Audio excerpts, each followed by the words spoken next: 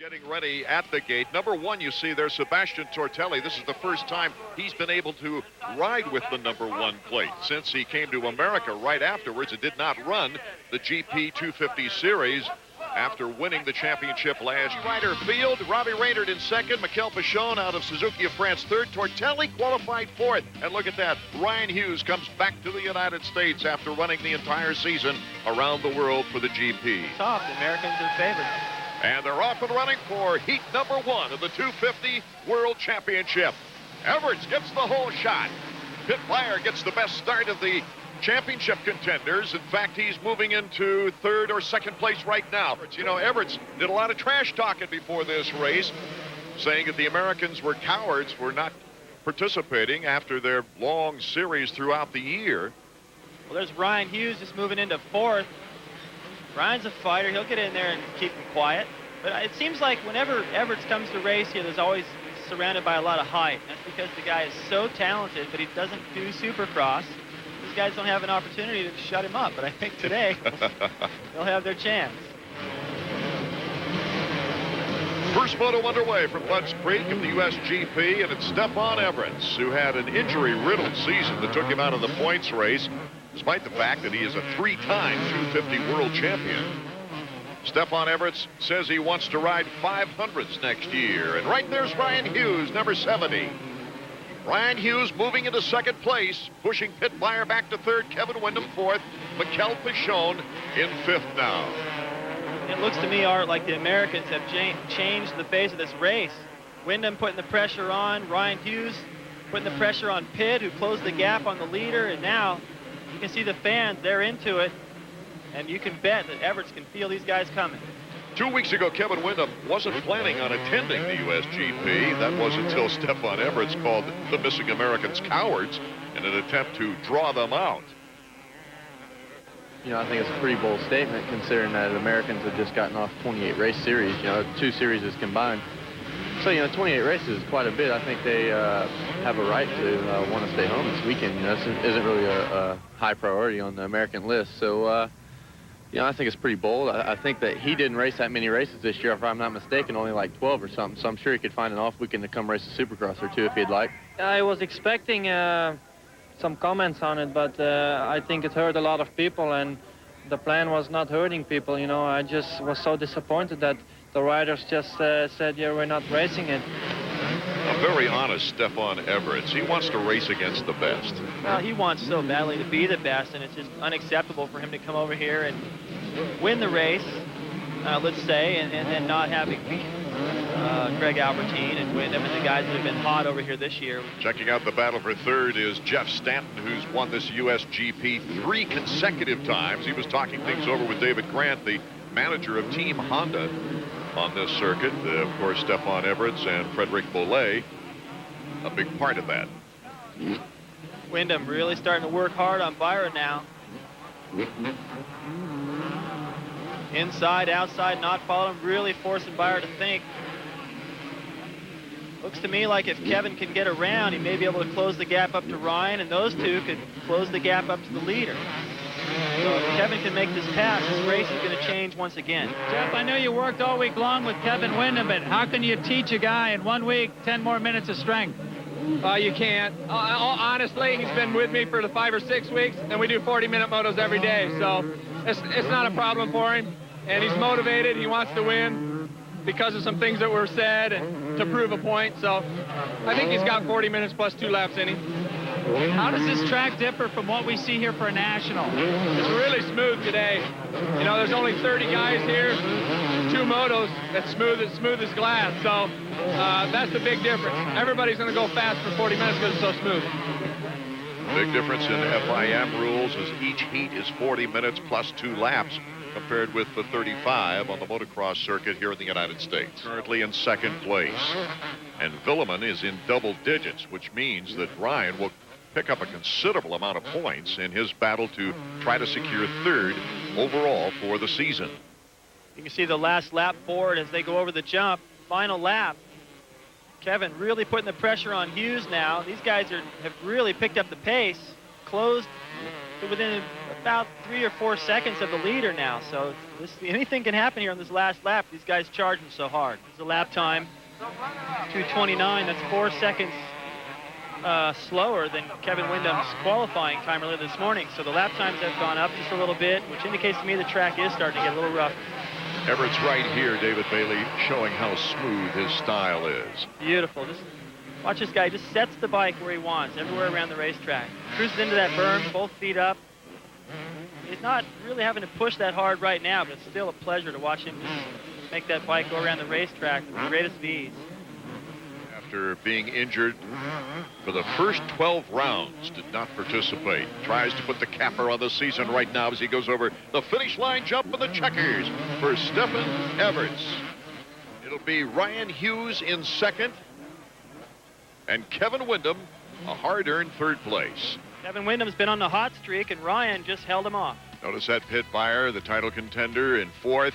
Boley in eighth. That means he's cut Boley's lead to 15 points. 45 minutes. How was it? It was fine. I needed to get out with him, and that was the difference on the race, I think.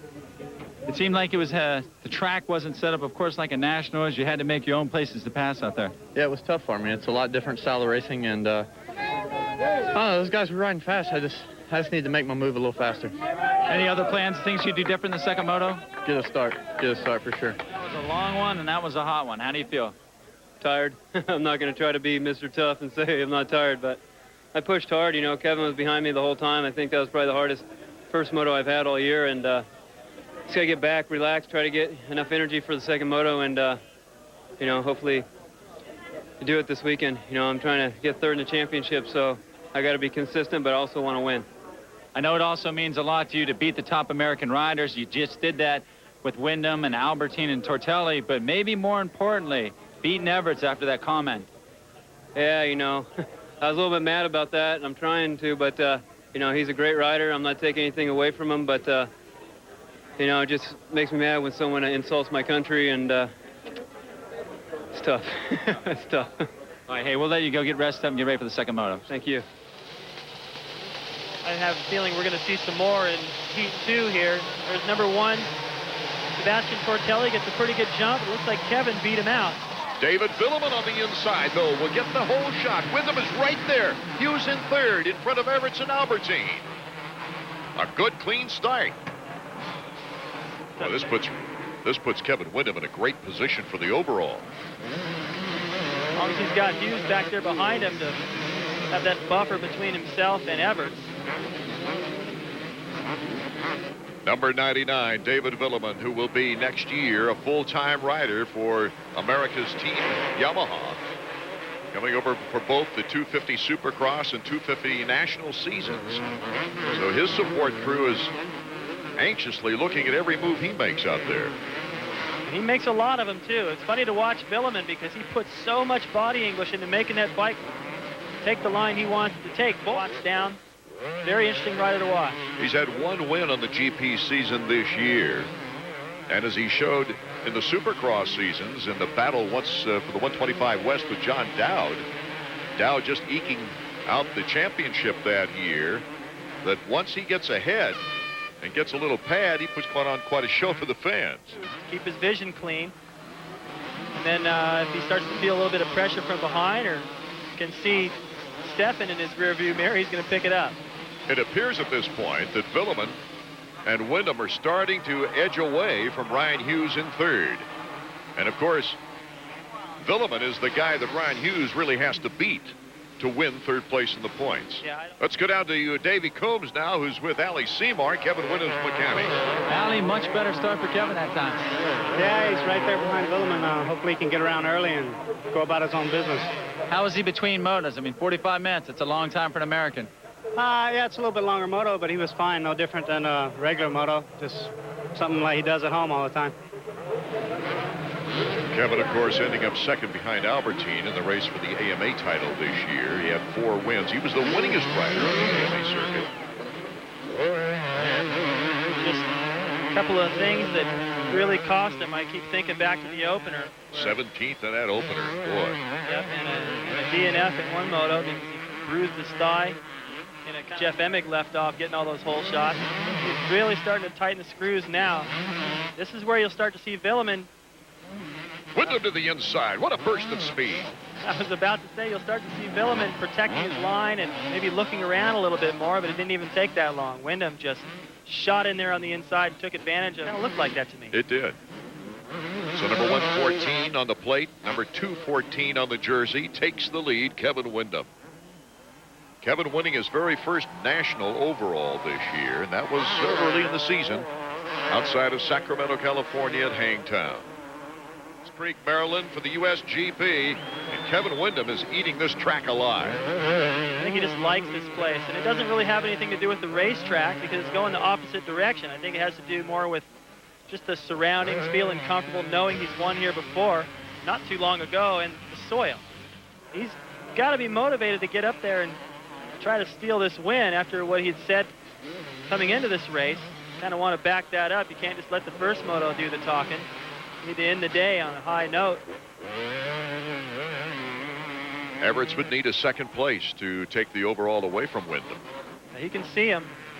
They're right there. I guarantee he's riding as hard as he can, but it's not easy to get around those two guys. They're racing with each other. Because the track isn't that rough, everyone's able to go pretty much the same speed. Germany, of course, that track was a little bit more technical and slippery, but he was all over the place, fast, but a little bit out of control, and here he's looked pretty good. Greg Albertine now has come up through the ranks and passed Everts. Number 108, Albertine, the AMA national champion, gaining his first American number 1 plate since coming over after becoming a 3-time GP champion. Got to feel good to be crowned the new champion and go out and beat Everts, who's been on fire.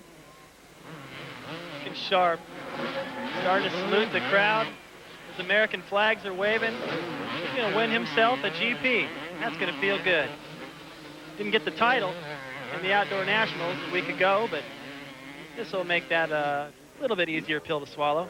And it'll be a good build-up to the Motocross the Nations as well, giving him confidence in a scene that he doesn't race in every day. Ride against the same guys, it's got to feel good and give him a lot of insight into what to expect. 1999, he got his first national win, and here he gets his first GP win.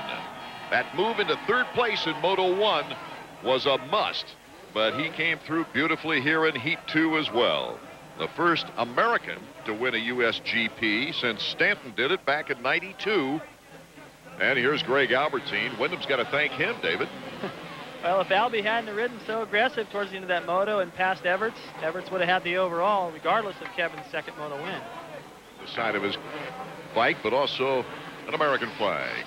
And what an act of sportsmanship there. Everts coming over to shake hands with Albertine after Albie just knocked him out of an overall. Hughes went down, but he still placed 6th and will be on the podium.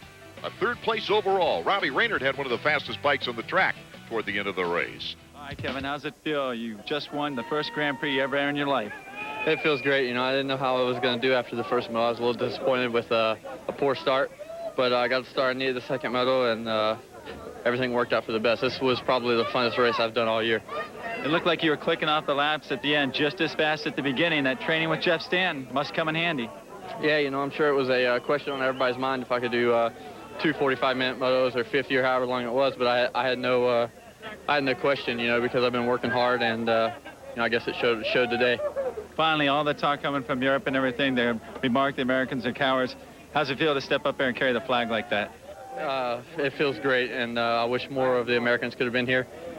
Really, yeah, you know, I don't think anybody understands what we go through as riders, you know, flying 28 weeks in a row. So, you know, I have the Americans back. I am an American, and, you know, it wasn't really a race that I wanted to do. But once I got here, man, I was just having a blast. And, you know, you just got to give the Americans all the respect you can. And you know, Everts is a great rider, and unfortunately he made a comment like that. But, you know, you can't take anything away from those guys either. You know, they're great riders. Congratulations on the win. Thanks a lot. It feels great. Thanks, Dave. Well, Rhino, I know you gave it all you had, as you always do, but ran out of gas that time. Yeah, I was behind Bulleman. I was pushing pretty hard, you know, maybe a little too hard, and I fell about halfway point, and then I tried to get going, but I just lost all the steam and just tried to hang on for 3rd overall, and it was a tough day, you know. I don't think people really know how tough motocross is. I think motocross riders are the best in shape of anybody in the world, and it's tough. Sometimes it's almost too tough.